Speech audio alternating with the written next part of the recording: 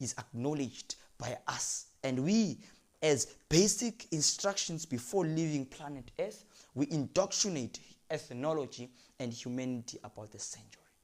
So in order for us to digest Daniel chapter 8, verse 14, and he said unto me, unto 2,300 prophetic days, then shall the sanctuary be cleansed.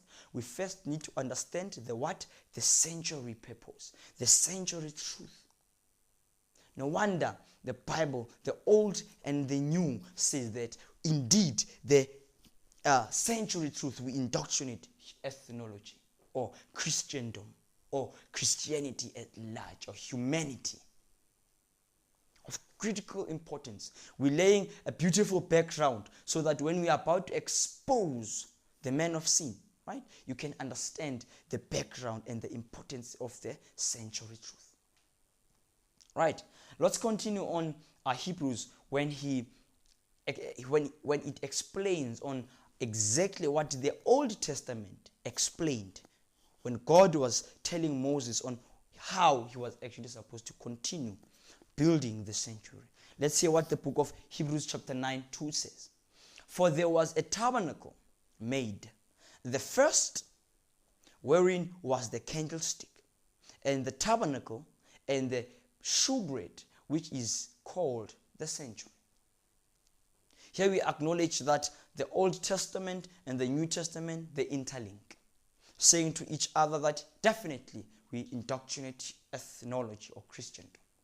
So the sanctuary, from the Old Testament to the New Testament, we've asked them. They both say definitely we indoctrinate about the sanctuary. In fact, it's called the tabernacle, the temple, and the sanctuary. Wow. This is good. This is just great.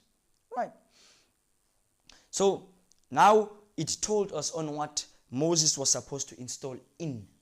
Right. Remember, Hebrews said the first, there was what? Candlestick, table of shewbread. Right. And the Old Testament said in Exodus it had the what?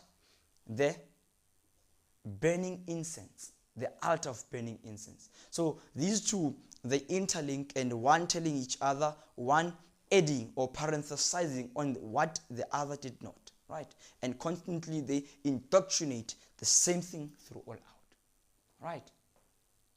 Now, how was the sanctuary supposed to be actually built, right? Let's acknowledge in the book of Exodus 27 verse 9. And thou shalt make the court of the tabernacle.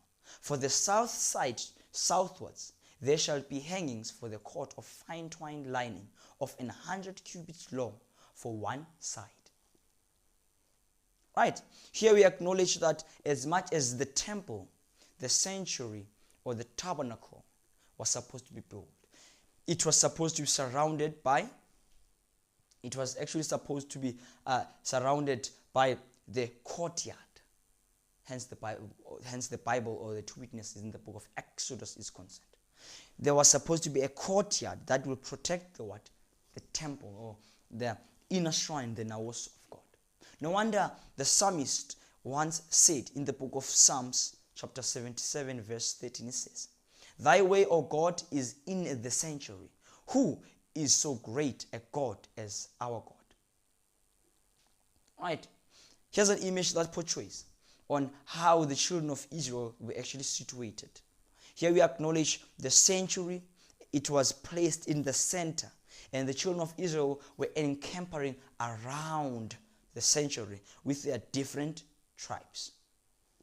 Now let me beam an image on how it was actually situated. Here's an image or a graph that portrays the courtyard of the sanctuary, right? And the first door that was opened, it was the first apartment, which was actually called the holy place. Then there was a veil that separated the first apartment to the second apartment, and that was called the most holy place, right? That's of critical importance. So the temple was separated into two. And what was separating the temple, by the way? The first apartment and the second apartment, what was actually separating, it was the veil.